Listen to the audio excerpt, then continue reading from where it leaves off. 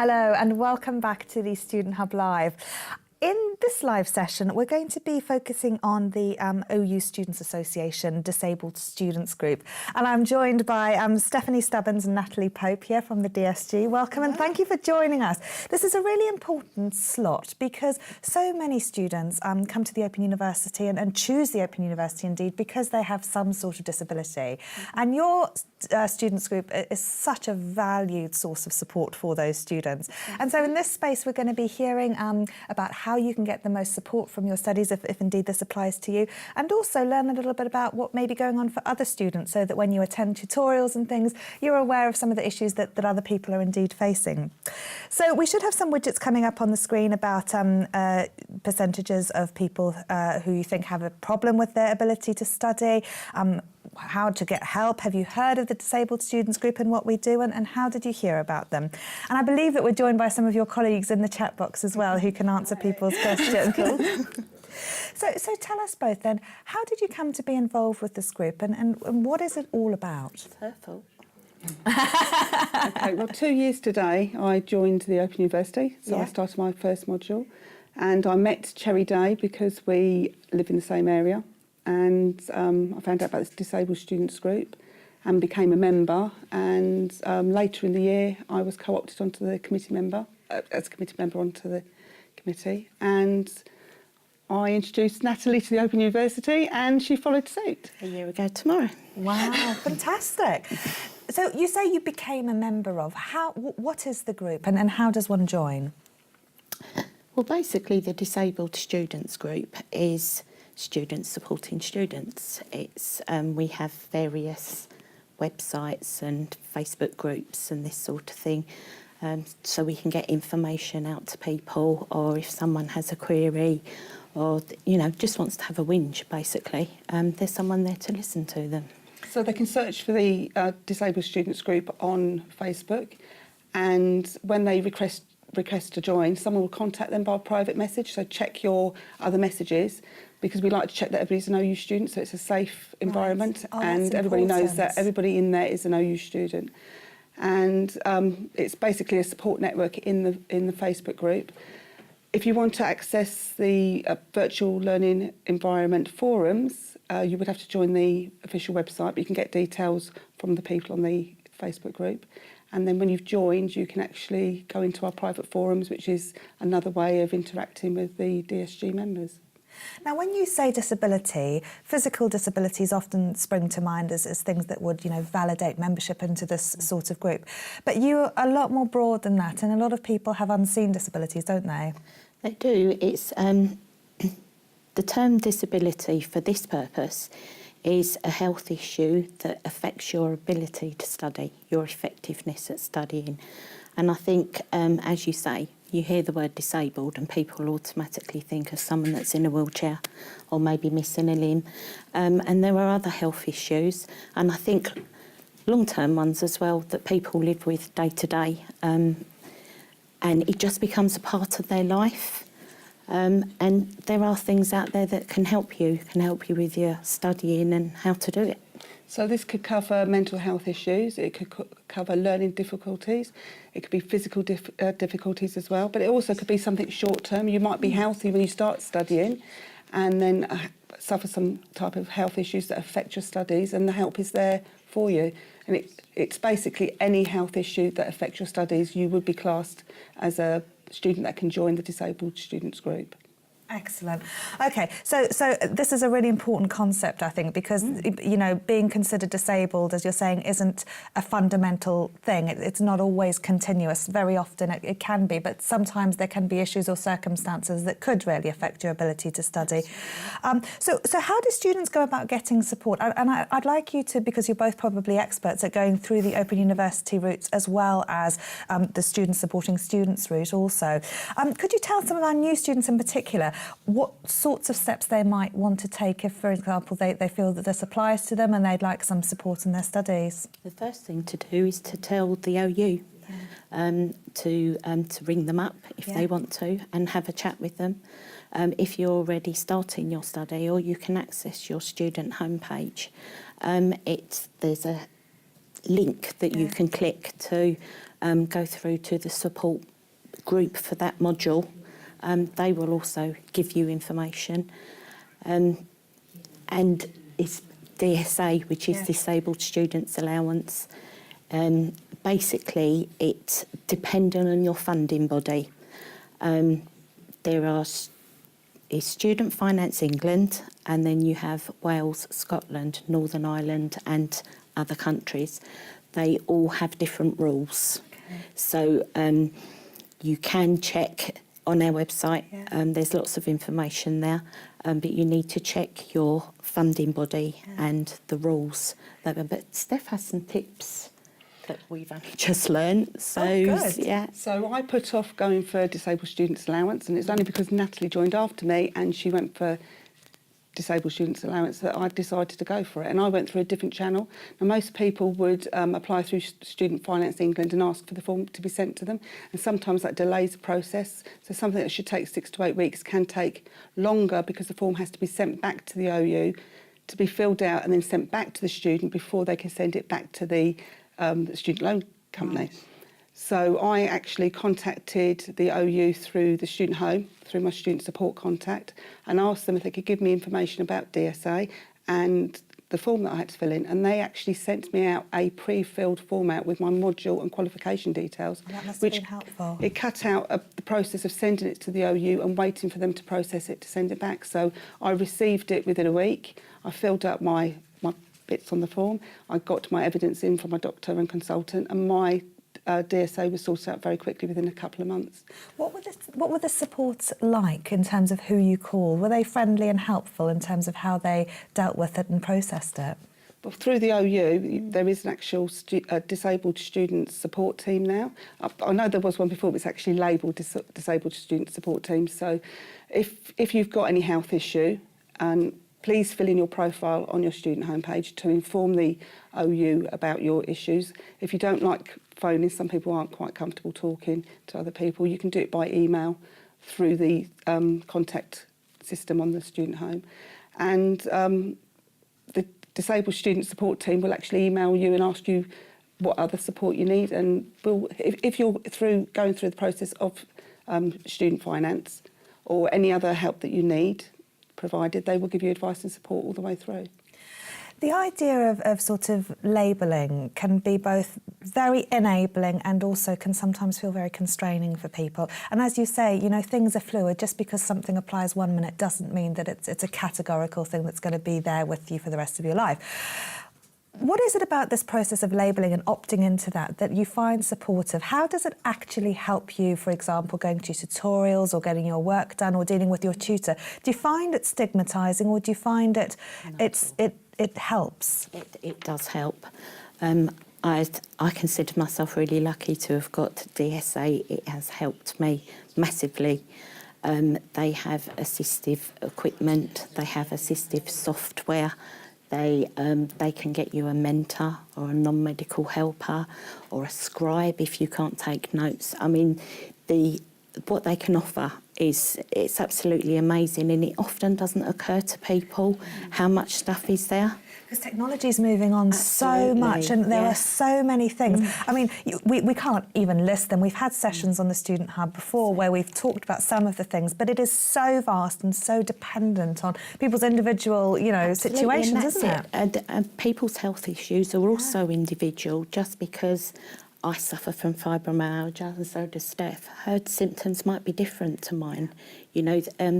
Going through disabled student allowance, they make it personal. It's personal to you. So you will go to see an assessor, and I know from our groups this is sometimes something that really worries people because they think that they are a medical person and they are going to be saying, well, you're not disabled, so you're not. That is not the case at all. These people are actually experts in assistive technology and software, and they will, you have to be honest with them, and they will ask you about your issues and how it affects you in your study, and they will say, well, we can do this and that will help you do that. You can also get training for the assistive software. So I got certain software and equipment, and I had an hour every week for 4 weeks and was trained up on the software that I wasn't used to. But I think it's also important to highlight, again, the profile. The profile that you will fill in and you can update at times is something personal to you, but it doesn't show up on your OU profile to anybody else. But it can be shared with your tutor, so your tutor is aware that if you've got hearing issues that you might need to face the front, face the student when you're talking, that online tutorials, you might need transcripts or the slideshow sent to you. They might be partially sighted and just need someone to guide them to a classroom. Or anxiety issues. The tutor can adjust the tutorial to the students that need the extra help within the tutorial. We asked people what percentage do you think of people have a problem with their ability to study due to health. And I wonder if you can tell us what the statistics are. We had 36%, which is the highest number, saying 10 to 20%. And up to 50% was also 36%. So most people were gunning for those, followed by over 50%. What is the proportion of people who may have a disability? I think it's surprising. Absolutely. I know that we've captured over 2,000 students in a disabled students group. When you compare it to how many students are actually studying, that's a very small proportion, because a lot of disabled students and students with health issues don't know that they can get extra help or don't record their problems with the OU. So I think it's wider than most people would think. Absolutely. And also some people are nervous or wary or frightened or embarrassed even. Embarrassment is can be quite a big issue for people. And that's basically what they're there for, is to reassure you and it's okay. You're not the only one that has a problem, and you're probably not the only one that's got the same problem. It's everybody, and we're there to help And through the and Disabled give Students support. Group, we signpost to relevant areas. So we are there for any student that's got a health issue. Come and find us. Yeah, and it's so supportive, I think, because, you know, often when I have a tutorial, for example, I'll just have a look at the profile so that I can make arrangements. And, you know, if I'm teaching and I know someone has anxiety, I might send them an email beforehand. Some people I'll send the notes to beforehand so they know what to expect. And it means that I can make adjustments for the group that I'm teaching. We had a lovely session the other week, actually, where I had 2 students with Asperger's, and they were sharing their ideas about how they could work. And they were very surprised that another person in that room suffered from a similar sort of condition to what they have. I think I think with disabilities, and especially with studying online, it can be quite isolating. So it is very easy to think that you are the only person that is going through this. We know that 22,000 students have registered as disabled with the OU, you know, and we're wanting to put the message out there. We support people, they support each other. You know, it's a really safe environment. Say what you like and no one judges you. And we're not medical people. We're not here to say you can't join. We're here to say, well, you know, if you have this problem, if you go in that direction or you speak to this person, you know, you'll be able to get some help. Yeah, I just want to mention about this student conference this year that was held by the Students' Association, and the DSG was seen everywhere during the conference, and we had a meet and greet, and it was overrun with disabled students. We were surprised at how many students with health issues came along, and we had an hour session that went into 2 hours, and the same with the workshop. And it was just nice that other students knew that they could find us face to face. Now that's more difficult with distance learning, to have that connection, to know that you can talk to someone else, and even if they've got different health problems, that you're still experiencing difficulties with your studies. It's good to be able to share those experiences, and that's what we find when we talk to students on the virtual learning environment forums and on the Facebook group. Sophie and HJ, I know you've got some questions for Natalie and Steph. Yeah, we've had lots of good chat in there. There's quite a few good positive things that have come from it. There's Janet, who said she has had a wonderful experience with the OU. She's been diagnosed with dyslexia, and her tutor helped her get all of the help that she needed. She gets extra time in exams, and she would definitely advise people to go to the OU for help, which has been really nice to hear. I know there's been quite a few questions as well. Yes, well, we've got some people popping in and out, so if you have just popped in, remember to say hello, and it's great to see you. So we've got some questions you might have covered up, but because people are popping in and out, we're going to get you to answer their great questions live. So one thing Sylvia asked, we know there's some funding available for students with disabilities in the UK, but she's wondering what type of funding there might be for a student living abroad. She lives in Canada, Sylvia. I'm unsure about any specific funding in Canada, but I do know that you can apply through USET and to get help with your studies. So you can find out more about that through the OU Students Association website. And the main funding that we get in the UK is the Disabled Students Allowance. And someone was asking, what type of things do you get with that, or are you allowed to get with that help you during your studies? Well, for instance, I have arthritis and fibromyalgia, so I have an ergonomic chair that was built specially to my measurements, so that I'm sat correctly, that my posture's good. I have a desk, an electronic desk that goes up and down, so I can study stood up as well as sat down or moving around. If my hands are hurting one day and I can't take notes, I have software where I speak to the computer and it types it all up for me. I've got amazing wrist supports because I've got carpal tunnel in my wrists. So if I have to do some typing, I have got those arm rests. I've got like a footrest for my feet. That's right, I've got a book rest. Everything's resting. A book rest for my book in case that I needs can a rest. imagine you, Steph, sitting there studying in a lovely... Actually sit there rocking, the chair rocks. But I've got cervical spondylosis, I've got osteoarthritis and fibromyalgia, and my chair has got special pumping up cushion parts at the I've back, got so that it goes around for lumbar support. So that's useful because sometimes I get different pressure and pain in different parts of my back.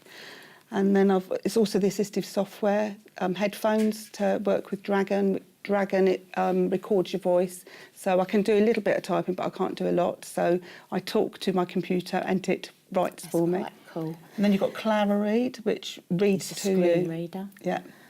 You can have a mind mapping program, Inspiration it's called. I find that really, really useful. And you map out your notes like a mind map, and then you click a button and it transfers it all over to Word. Yeah. Like that. It's really cool for doing TMAs. Yeah. It's so easy. And I have audio note taker.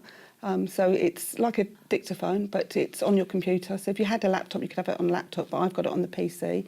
But you can download an app that goes on the phone. So if you've got permission off your tutor and the people in the room, you can record your tutorial. And as you go along, if you press the screen, a different colour, you can, if it's a tutor talking, you can click tutor. If it's a student answering a different colour. If it's just chit-chat, a different colour. And then when you go home, you can put it onto a Word document and you can just pick out the colours. So if you just want the tutor's information, it just gets downloaded straight onto a Word document for you. Wow, that's fantastic. But I guess that you know, whilst you're hearing about all these wonderful things, you need an advisor there, don't you, to almost see what would work? Because some of these technologies can be really, really useful, but sometimes, like for some people, I think, just getting to grips with that would freak me out. Oh my God, Yeah. I'm not a techie person. I can find my way around a computer, but that's about it. But they enable you to be able to use them as well, which I think is the really nice thing. But you have an assessor. When you apply for Disabled Students Allowance and you get accepted, you would then put in for an assessment. Now that sounds quite worrying, but they're not actually assessing you, they're assessing what you need. So you go along to your assessment appointment and they will talk through not just your the evidence that you've supplied for your doctor and consultant, but how it affects you on a day-to-day basis. So you might need something that I don't use, and they will pick that up. And then they will arrange for you to have the training to use any software or equipment that you need through those sessions. You can guarantee that they are going to recommend things that you've never even thought of. Like wrist supports. And do you get regular assessments then as you're going through your studies? Because for many OU students, they'll be doing it in 6 years, which can be a long time, and things Absolutely. can change and technologies can change also. how do you keep updated then with how things are moving? Well, basically, with your mentor or non-medical helper, you just apply every year to the Disabled Students Allowance to extend that your hours for that year, basically. If you have something that changes within that year and you're not coping with your studies, you can ask for your DSA to be updated with new information, but it would have to go through the assessor again. That's right, you would contact But the you can assessor update that it. assessed you in the first place. And they will say, well, yes, you know, we can do this for you. Can we take some more questions? Yes. Lovely. Yes, there's lots of great chat. Sherry tells us as well there are over 22,000 students with health issues studying with the OU. So the OU's definitely very experienced and they know what they're doing, don't they? And they offer some great support. They are really good. They are really good. You know, they're not at all. They don't want to embarrass you. They are very courteous. Yeah. We and actually considerate. attended a student voice workshop which was OU focused towards disabled students, and it was for student voice, and me, Cherry and Natalie were invited, and we thought we were going to a workshop just to have a chat with people, but we got separated onto different tables with at least 6 people on each table, and we were asked about disabled students' experiences. It was to do with communication. What issues, you know, is there anything we can do to help? They Support, do studies, listen. and it was a really good couple of hours session, and they had action points that they're going to change after the session. And it's simple things like certain colours and fonts and things that can make a massive difference, not only to people with disabilities, but, you know, to people navigating things generally. I know there were some more questions, Sophie and HJ. Yes. We had one from, I'll pick up for you. Adele was asking about whether it would affect her ESA. So she is registered, by the looks of it, she's popped it on her profile, but hasn't actually applied for any support yet. Could you help her with that one at all? Is that? Your benefits are not affected by your disabled students allowance. It's a bit like the disability living allowance. It's not taken into account. PIP. Yeah, or PIP as it is now. Personal independent Payment. Yeah. So, and it has absolutely no effect on it at all. And for anybody out there that's actually delaying going for it, I did my 4 modules without any help and support, and I noticed a difference straight away as soon as I had that support in place. So don't put it I off. recommend it. Excellent. So what sorts of activities? You've mentioned that the Facebook group, which is a very active source of support for people, but not everyone's on Facebook and not everyone likes to connect in that sort of way. So what are the options then for people in terms of peer-to-peer, OU student-to-student support then, which you guys are in charge of? Give us your list. So we do regular events on Facebook, but obviously we know that not every disabled student will use Facebook, so we link it up with the DSG Cafe, Brilliant. which is on the virtual Environment. Yes. learning environment. So we actually link the events together. We've covered events such as freshers, if you have mental health issues, physical health issues. We've also arranged support around TMA assignments, Revision studies, for exams. revision, exam help, not with the exam, but getting ready for the exam. So And can people email you in particular or get support peer-to-peer? on the website there is details to contact anybody on the committee, but you can find us on Facebook, find us on Twitter, on Instagram, and on the VLE, the Virtual Learning Environment Forums. Yeah. And what's the most rewarding experience that both of you have had to close with? Because you're obviously doing a fantastic job volunteering in this capacity with your own time and putting in so much energy.